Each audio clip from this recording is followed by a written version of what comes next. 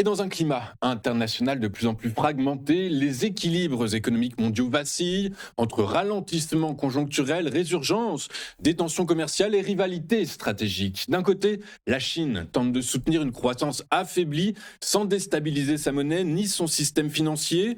De l'autre, les États-Unis réactivent l'arme tarifaire au nom de la sécurité nationale, au risque d'alimenter une nouvelle spirale protectionniste. Parallèlement, la reprise de ports clés autour du canal de Panama par le Panama illustre la montée d'une compétition géopolitique pour le contrôle des routes commerciales vitales.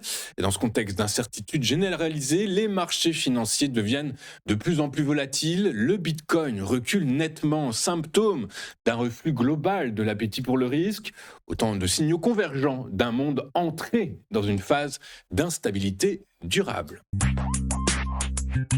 La Banque populaire de Chine a maintenu ce matin ses taux directeurs inchangés, cherchant ainsi à trouver un équilibre délicat entre soutien à une économie en perte de vitesse et préservation de la stabilité financière. Les taux préférentiels de prêt à 1 an et à 5 ans restent fixés à 3 et 3,5%, un statu quo qui dure depuis 10 mois malgré un net ralentissement conjoncturel. En effet, la croissance en Chine a décéléré à 4,5% fin 2025, soit son rythme le plus faible depuis la sortie de zéro Covid. Parallèlement, la demande intérieure demeure fragile, vente au détail atone, marché immobilier déprimé, chômage élevé et déflation persistante, le déflateur du PIB restant négatif depuis près de 3 ans. Dans ce contexte, Pékin mise désormais davantage sur les services, le tourisme, les loisirs ou bien l'aide aux personnes âgées afin de relancer la consommation. Et dans le même temps, le yuan s'apprécie, lui porté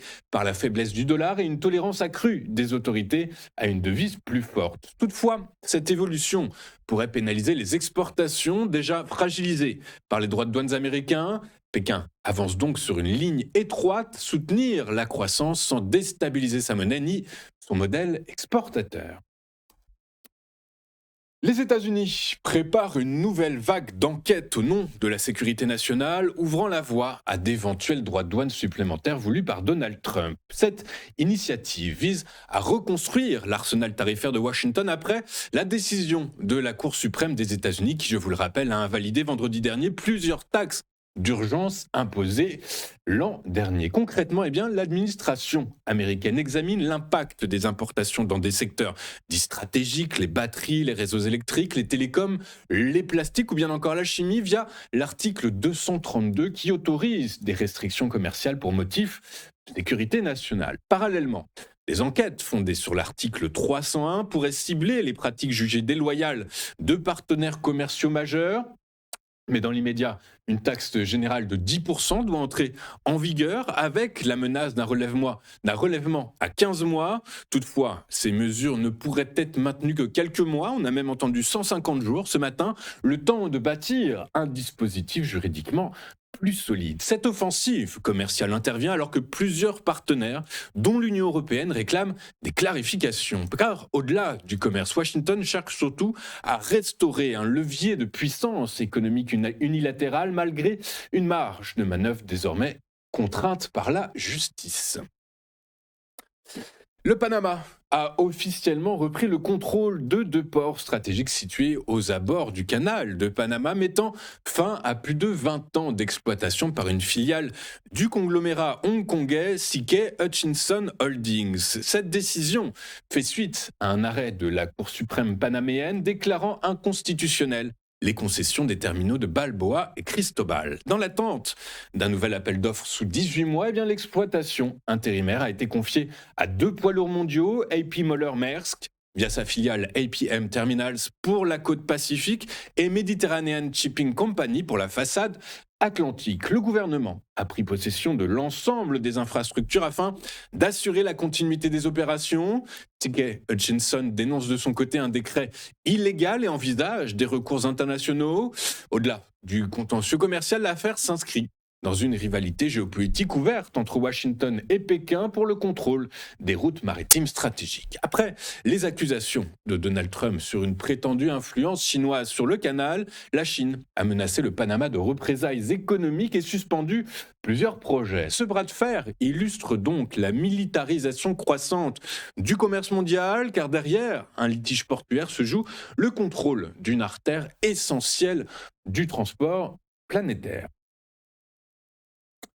Le Bitcoin a reculé de plus de 5% cette nuit, repassant sous les 63 000 dollars dans un contexte de tensions commerciales persistantes et d'incertitudes géopolitiques croissantes. La première crypto-monnaie mondiale est tombée jusqu'à environ 62 965 dollars, les investisseurs réduisant leur exposition aux actifs risqués au profit de valeurs plus défensives. Selon plusieurs stratégistes, ce mouvement s'apparente moins à une crise propre aux cryptos qu'à une phase classique d'aversion au risque. La perspective d'une escalade au Moyen-Orient, après notamment les déclarations de Donald Trump évoquant une possible frappe contre l'Iran, a renforcé ce réflexe de prudence. Le repli s'inscrit par ailleurs dans une correction plus large. Depuis son sommet d'octobre, au-delà de 125 000 dollars, le Bitcoin a perdu environ la moitié de sa valeur et près de 27% depuis le début de l'année.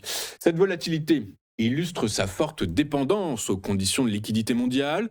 Tout durcissement financier ou commercial tend à frapper d'abord les actifs spéculatifs. Et dans le même temps, l'Ether a lui également cédé du terrain, confirmant un mouvement de désengagement global plutôt qu'un décrochage isolé.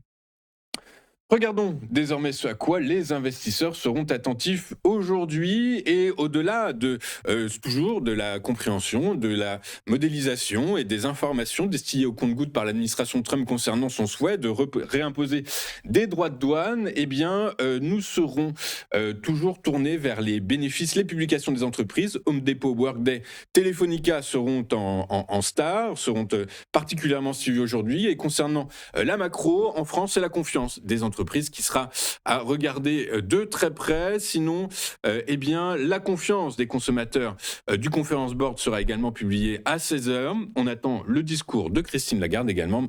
Madame Lagarde, je vous le rappelle, présidente de la Banque Centrale Européenne, qui était au cœur de l'actualité la semaine dernière, puisque je vous rappelle que selon des rumeurs, selon des confidences, il se pourrait qu'elle mette fin à son mandat avant la fin, justement, de son mandat, tout ça dans une logique, d'après ce qu'on nous a lu, tout ça dans une logique de faire front, de faire face à la montée des extrêmes aux quatre coins de l'Europe. Attardons-nous maintenant un moment sur ce qui s'est passé hier sur les principales places financières de la planète. Et en Europe, les marchés ont reculé, pris dans un regain d'incertitude commerciale et géopolitique. La décision de la Cour suprême des États-Unis d'invalider certains droits de douane a provoqué une riposte immédiate de Donald Trump, ravivant la crainte d'une escalade protectionniste difficile à anticiper pour les entreprises. Dans le même temps, la suspension des discussions commerciales avec l'Union européenne et l'évacuation partielle de l'ambassade américaine à Beyrouth sur fond de tensions avec l'Iran ont renforcé l'aversion au risque des investisseurs. À Paris, le CAC 40 a perdu 0,22%, 8 497 points. À Francfort, le DAX a abandonné 1,09% et à Londres, le FTSE a lui symboliquement reculé de 0,02%. À Wall Street, les marchés actions ont terminé en forte baisse hier sous le poids des valeurs technologiques et financières, alors que les investisseurs restent secoués par les incertitudes commerciales et géopolitiques. La décision de la Cour suprême des États-Unis d'invalider les droits de douane dits réciproques a conduit Donald Trump à annoncer de nouvelles surtaxes mondiales, accentuant la volatilité. Dans le même temps, les inquiétudes liées au coût et à l'impact de l'intelligence artificielle pèsent sur les valorisations. Le Dow Jones a cédé 1,66%, le S&P 500 a reculé de 1,04% et le Nasdaq a abandonné 1,13%, tandis qu'une tempête hivernale dans le nord-est des États-Unis a ajouté des perturbations supplémentaires sur les marchés et dans les transports. Enfin, les cours du pétrole ont légèrement reculé hier. Le Brent à 71,49$ et le WTI à 66,31$. Entre tensions Washington-Téhéran et incertitudes commerciales, de nouveau pour parler nucléaire, jeudi prochain à Genève offre un espoir diplomatique, mais le déploiement militaire américain et les nouvelles taxes douanières de Donald Trump maintiennent la prime de risque élevée. Nous allons marquer une toute première pause dans cette édition du 24 février 2026. Et juste après, comme convenu, eh bien, nous retrouverons Ludovic Berthola et sa rubrique Les Échos de Wall Street. À tout de suite sur T.